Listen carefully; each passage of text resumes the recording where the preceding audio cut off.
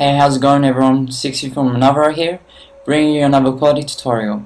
In this tutorial I'm going to show you how to create something like this using CS5's new feature, Puppet Wrap. Now usually if you were to create a complex smoke image like this, you'll need a series of different smoke images, and most of them would be prepared to look like what you're trying to achieve. But with CS5's new feature, you'll just need one stock and that's it. So to get started, you'll need various stocks from a bunch of sites, which I've listed in my site at another.net. Should you need them, go on to www.another.net. To get started, we're going to just open up the smoke image. Alright, just copy this image, create a new document, import clipboard, Command V to paste. For the purpose of the tutorial, we're going to work on a lower resolution just to make everything faster. So I'm going to just resize my dimensions down to 1000. I'm going to just use the magic wand and pressing shift and click to just select the background. Command Shift I, invert the selection, and press Command J on the layer to get a cutout. I'm just going to hide these layers. I'm going to invert my background black, and I'm going to desaturate the smoke. I'm going to level it, and I'm just going to make it more contrasty. Right, if there's any rough edges, feel free to just go in there and with the eraser, soft brush, and just make it smoother in general. Now let's use the new CS5 function, the Puppet Wrap. We're going to make it more pointy on the sides. So just plot in 4 corners like this and start dragging the corner to make it more of a pointier smoke, so that it goes along with the flow better, like so. Once you have this, it's time to get in our unicorn image. Just paste that in. Now let's desaturate and turn the opacity to around 50%. Command Shift U to desaturate. And just make sure it's on the top of the layers. Now let's just hide the smoke cutout to use it as a backup, and press Command J to get a duplicate of it. Now let's play with the smoke to make the body of the unicorn. So we're just going to rotate it so it's in a nice angle. Once you've done that, going to Puppet Wrap again. This time let's plot points like this. So for this top bit, I'm going to use it as its head. Try and form the overall shape of the body, like so.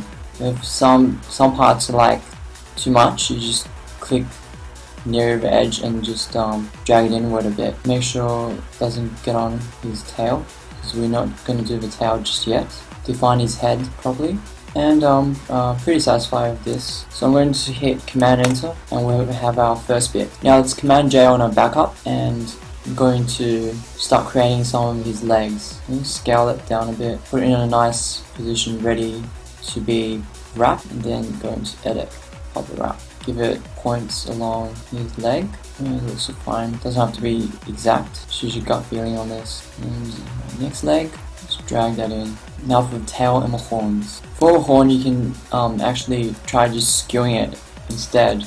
So to do that, you're just going to like make it vertical, and then you can just skew it. Say for example, you can just press Command and drag the corners so that it's like this. Then you can just rotate it to form its horns, like so. And if there's any extra parts, you just delete it. Now for the last bit, it's tails. We're just going to do the same thing, duplicate our backup, scale it down. This tail is a bit complex. It's a kind of swirly kind of thing, so you're just gonna have to plot more points. So like maybe 4 will suffice.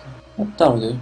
And rotate it into a nice position. Now let's have a look without the image getting in the way. Yeah, it's not too bad. I would say still need to tweak it up a bit. Say like maybe make this horn bigger, like so. A little bit too heavy on the tail. And so maybe you can just go in there and erase a few parts on the tail to make it look more pointy. Okay, so I still think the head needs a bit more detail, so we'll just turn on our template image. Gonna try and make the head have more of a detail. Gonna just rotate it in a nice position, put the layer on top. I'm just gonna skew it. Just skew this layer to distort it. I'm actually just going to go in there and create a pointy smoke effect coming out of him like this. I think that's a nice detail for a horse. And for the eyes, I'm going to just get a backup of the smoke, and I'm going to just use that for the eyes. So scale it right down, put it there like so, rotate it his angle of his eyes like that, just play around with the size, and just delete a few parts that's going too far further in the distance. I think I can duplicate the eyes a bit so that gives it a bit more punch to it. Yeah, just keep playing with it until the composition is good. Maybe on the horn, just put it on the very top and turn it into screen, and then delete a few parts that's going into the background to make it more consistent. Now once everything's done and dusted, we're going to just create a new gradient on top of everything using spectrum gradients in the default gradients, and I'm going to create a new layer, and I'm going to just drag this gradient from right to left or wherever, put that on color. I'm going to just move it around to get a nice look happening for it. Maybe something like this is nice. Yeah, just play around with it, even you can rotate it. Yeah, I think this looks good now. Okay, it's time to add a few sparkles and special effects to our image. Going to need a new layer on top. Going to brushes, open up the assorted brushes, and there are several nice ones that we can use to just add a few nice looking sparks to our image.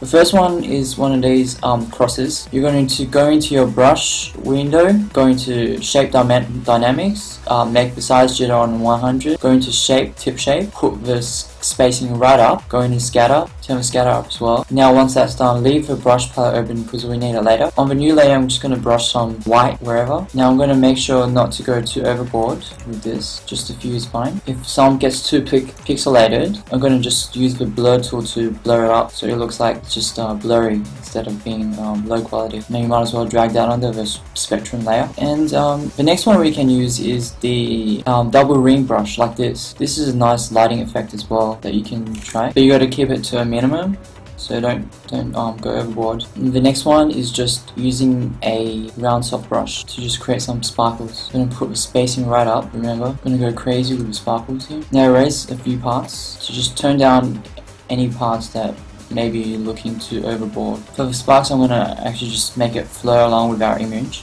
so we're going to need a flow direction, in which case I'm going to just